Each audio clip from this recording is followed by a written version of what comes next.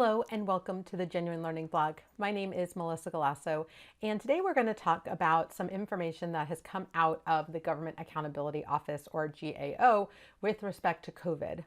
Now, since March of 2020, Congress has been focused on providing trillions of dollars of COVID relief for families, for businesses, as part of their response to the pandemic.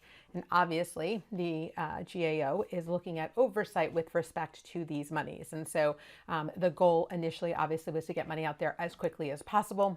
We had a global pandemic, big, nasty virus out there.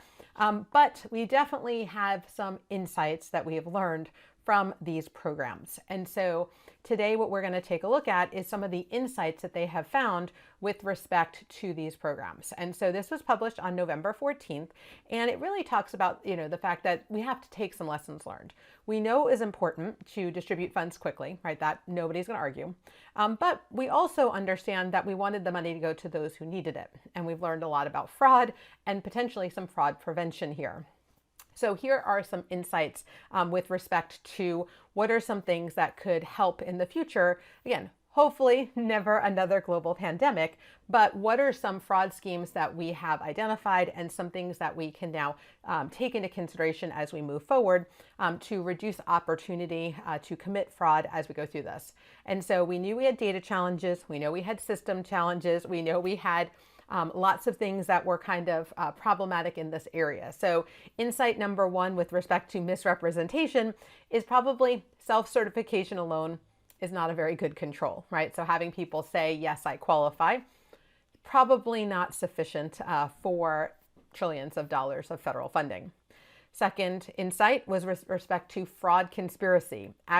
Assess fraud risk to include emerging and complex schemes as those involving conspiracy from cases affecting other programs, right? So if we find out from one program, lessons learned, try to figure out, okay, well, how can we prevent this in the future? Because those people are going to try again especially if they were successful with the first program. Insight number three, not leveraging available data. And so if there is Department of Treasury has free payment integrity services, as well as other agency data, we probably should have used it to take a look at the accuracy of what the funds were being used for. And then legacy systems limit data usage, right? So we know that the federal government has to do a better job of investing in infrastructure, in specifically the IT area. And so interoperability, there's a word, issues to support the future use of data analytics for fraud prevention and data detection. Identity theft. We had a lot of that with COVID, and so assume identity information has been compromised and develop and apply upfront controls to verify application or applicant identities, right? A lot of people, we saw one example was terrible. It was a daycare who used the information of the children to go and get additional funding, right? So terrible, terrible, terrible. So again, really vet the applicants there. And then limit data access and use. So ensure payment integrity checks and fraud controls are part of program design with an emphasis on ensuring data access and use for fraud prevention. So again, what did we learn from this? Again, we didn't have a lot of preparation for COVID, kind of came out of nowhere. We've never seen that type of modern day version of this. And so it's okay to have a lesson learned. It's not okay to repeat failure. And so what are our lessons and what are we going to do about it? And what's very interesting is GAO is working very hard here.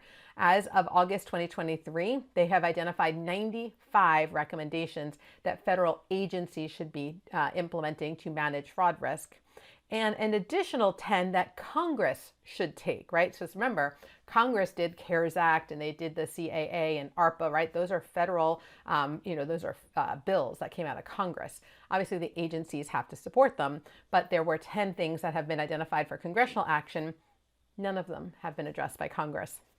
Now, we know Congress is struggling to move things forward, but when we know we have millions and millions of dollars of fraud, right? We really should be doing something about it. And so GAO is following up, because that's their job, on how we are spending our federal dollars and ensuring going forward that we have success here. So hopefully you found that a little bit interesting. I often get questions on my courses, especially when I talk about employee retention credits. They're like, well, what did we learn from PPP? So the answer is we did learn. We are getting better, and we're hopefully going to see improvements on both the congressional side and on the agency side with these lessons learned so that we don't have these issues going forward.